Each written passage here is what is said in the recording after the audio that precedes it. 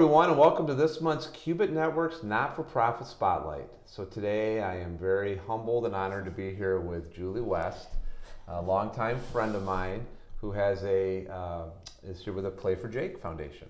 So Julie, thanks for coming in today. Well, thanks for having me. It's such an honor, and I'm humbled to be here as well. So thank you, Ryan. I appreciate that. So tell us a little bit about the Play for Jake Foundation. Well, the Play for Jake Foundation was founded in 2014. Just actually months after losing my son Jake to sudden cardiac arrest on the football field. Yep. And when we found out what happened to Jake through his autopsy, we as a family sat down and said, what can we do out of the tragedy that we're going to live for the rest of our lives? Yep. So we decided that we would form the Play for Jake Foundation, and the name from that came from all the football players, all of Jake's football players, when they would chant, Play for Jake.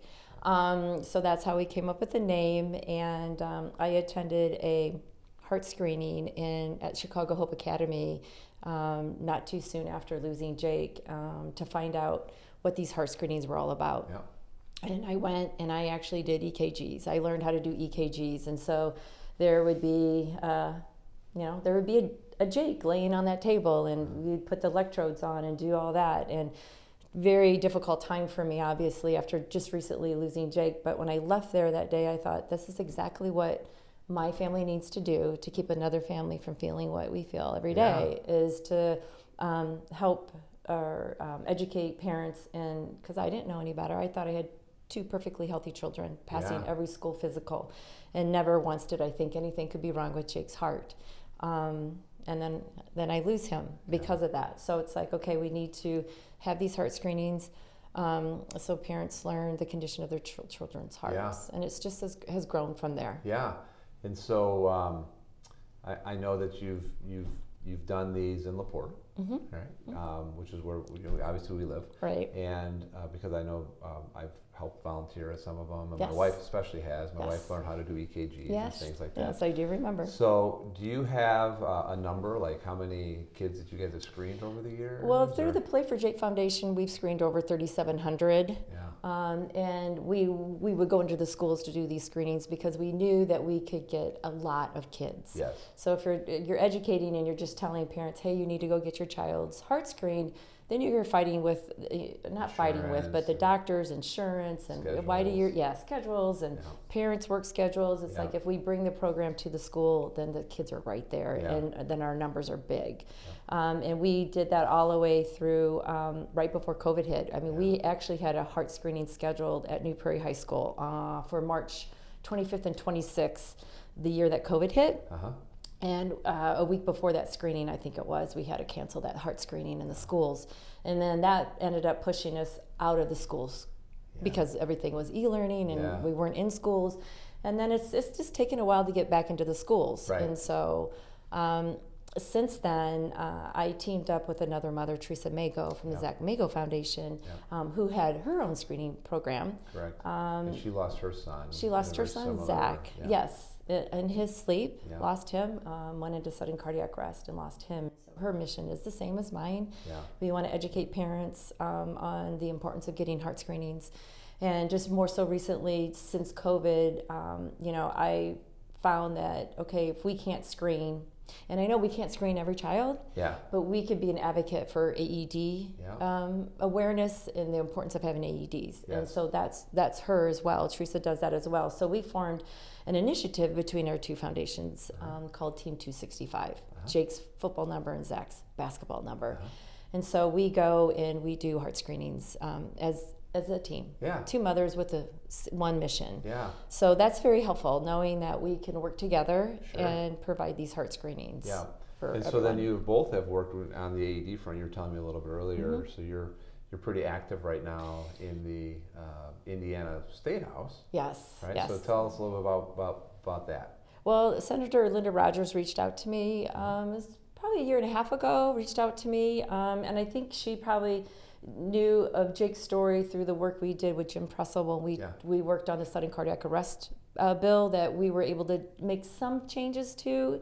And at the state level, it's still not good enough. I think that definitely needs to be revisited one day.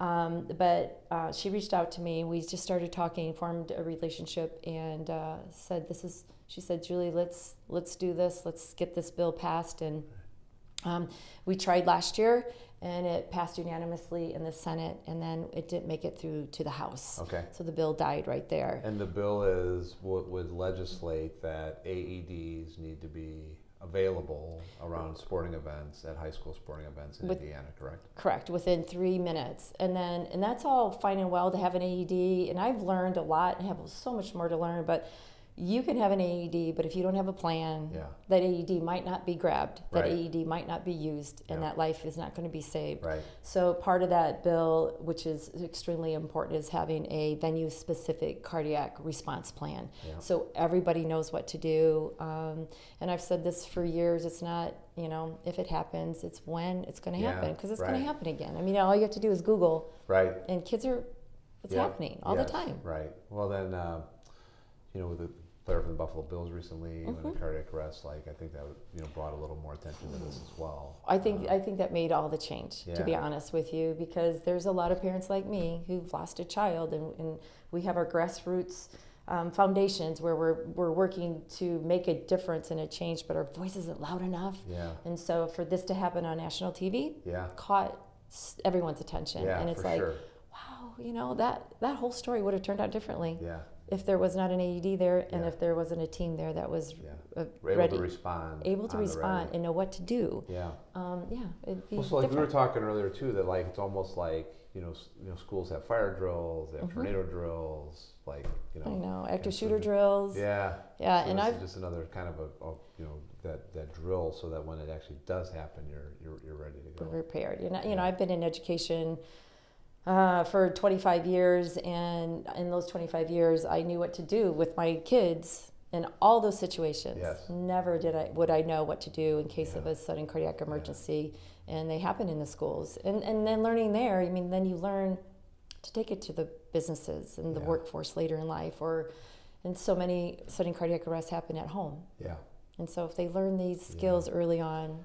Well, so listen, living in this community, going to church with you guys, Jake was a couple years older than my son Grant, and just so knowing the tragedy here, I just think the world of you for, I know there's not a day that goes by that doesn't cross your mind, but just trying to make the world a better place as a result of that. And so I think kudos to you and your family and all those that stuck with you. So thanks. If people wanted to learn more about the Play for Jake Foundation, where would they do that? Jake has a web page, playforjake.org, and he has also a Facebook page that I try to stay very up on. I'm not very good at that, but I'm working on that. And actually, this might be the perfect place to share this information. Within the next couple weeks, I am looking to hire a part-time assistant to help me with all that, because I just can't do it all, and I need to have somebody there that can really push that awareness and that social media part. I mean, Jake has an Instagram and a Twitter, but it's not active. Yeah. I just don't have time. Sure. And also, a lot of that stuff is hard for me. It's hard for me to sit down and watch a video or read an article about another child. Yeah. So that would be something that would be great to say, hey, can you do this for me? Okay. Come back to me, tell me what you've learned. Yeah. So I'm not constantly going through that, because my heart just, my heart. Gotcha. Yeah.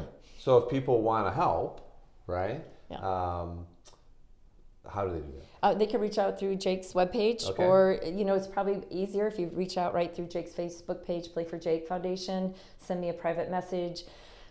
I try really hard to answer them the best that I possibly can, but right now it's just me answering those things. Is there a way that they could donate financially there, I'm assuming? They can on Jake's webpage, Play for Jake Foundation. And then I know you have an annual golf event. We do. In LaPorte. In LaPorte, yes. We've been very fortunate. The community has been amazing. If you live in LaPorte, I think you realize that. Yep.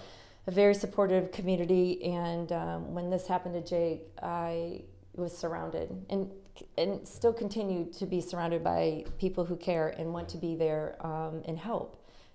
So Jake's golf outing will be June 24th of this year. It'll be held out at Legacy Hills. Yeah. This will be our 9th one this year. Having golfed at it many times, it's a pretty big, there's a morning flight and an afternoon flight. Yeah, it's a pretty busy time, but for sure. It's something that I do look forward to because I get to see so many familiar faces, but it has grown over the years. Yes.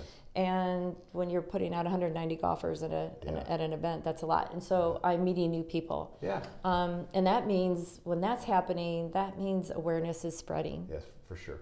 So that's, to me, what's important. For sure. Mm-hmm. Well, thank you so much for coming in this morning. It's my pleasure. Thank you. All you do, all right? I really appreciate it. I appreciate you. Right. Thank you. Okay. Well, thanks everybody for watching.